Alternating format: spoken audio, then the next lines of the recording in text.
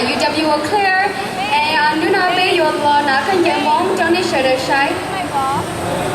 Hi everyone, we're a group of students at Hmong Student Association from UWEC. We're going to do a Hmong fashion show displaying the different styles of Hmong clothing. On đây ChueHue và theo Pachia vừa lời nào khán giả Hmong chơi.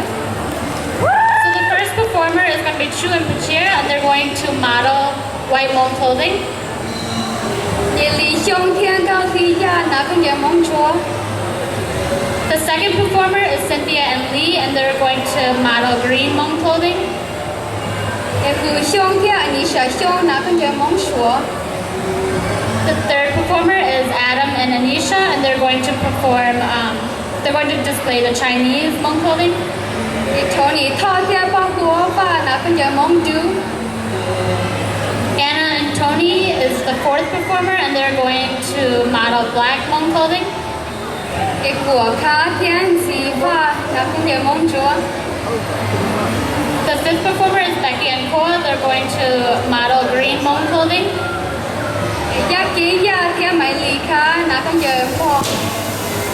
The sixth performer is going to be Thony and Miley, and they're going to model Laotian. Sau lại thiên nữ kỳ và nào khán giả Thái. And the last performers are Jennifer and Thao, and they're going to model Thai clothing. Chào thiên đi sẽ được sai. Thanks everyone, enjoy the show.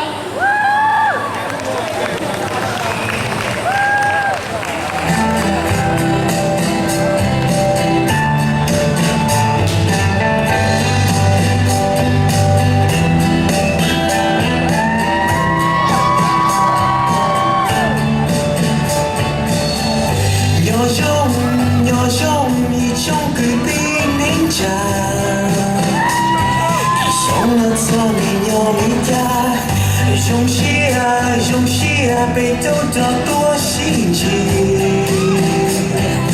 我怎么问到你他，你不know他，你不know chung，cho tình đi như cháy，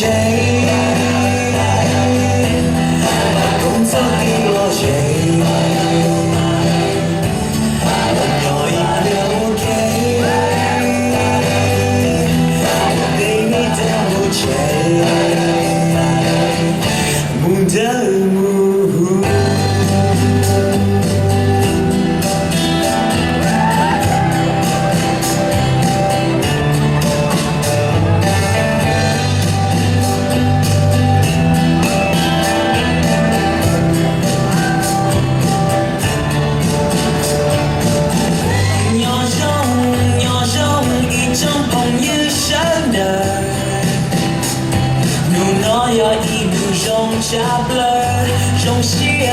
用心都多你一遍，